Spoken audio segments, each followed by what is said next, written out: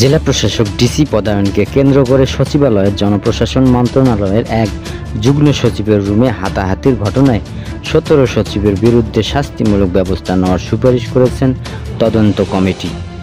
শাস্তির মুখে থাকা ১৭ কর্মকর্তার মধ্যে ১৫ জন পুরুষ এবং ২ জন নারী কর্মকর্তা আছেন।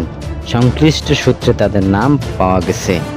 স্বাস্থ্যসেবা বিভাগের সিনিয়র সচিব মোহাম্মদ এম আকমল হোসেন আজাদের নেতৃত্বে তদন্ত কমিটির আটজনকে গুরুদণ্ড ও ৪ জনকে লঘুদণ্ড ও ৫ জনকে তিরস্কারের শাস্তি দেওয়ার সুপারিশ করে। গুরুদণ্ড দেওয়ার জন্য সুপারিশ করা হয়েছে নূরজাহান খানম, মোহাম্মদ নুরুল করিম ভুইয়া, মোহাম্মদ জসিমউদ্দিন, রেবেকা খান, মোহাম্মদ সাইফুল হাসান, মোহাম্মদ জয়নুল আবেদিন এবং মোতাকাব্বির আহমেদের বিরুদ্ধে।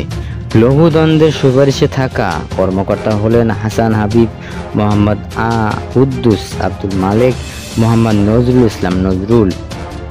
শাস্তি পাবে তিরস্কার করার সুপারিশে থাকা ৫ জন হলেন মোহাম্মদ সগীর হোসেন, মোহাম্মদ মনিরুজ্জামান, এস.এম. জাহাঙ্গীর হোসেন, মোহাম্মদ হেমায়েত উদ্দিন, মোহাম্মদ তোফায়েল হোসেন।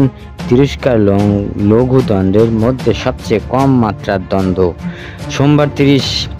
সোমবার সচিবালয়ে জনপ্রশাসনের মন্ত্রণালয় সম্মেলন কক্ষে আয়োজিত এক ব্রিফিংয়ে জনপ্রশাসন মন্ত্রণালয়ের সিনিয়র সচিব ডক্টর মোহাম্মদ মোখলেস উর রহমান বলেন, গত ১০ সেপ্টেম্বর আমাদের মন্ত্রণালয়ে একটি অসন্তুষ্ট হয়েছিল। সে তদন্তে একটি কমিটির গঠন করা হয়েছিল।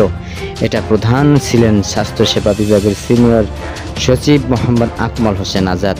৩টি পর্যায়ে তিনি সাজেশন করেছেন কি ব্যবস্থা নেওয়া যেতে পারে। গত ১০ সেপ্টেম্বর সচিবালয়ে দিনভর হট্টগোল করার পর বিকালে তারা মন্ত্রিপরিষদ সচিব মোহাম্মদ মাহবুবুল হোসেনের কক্ষে প্রবেশ করেন।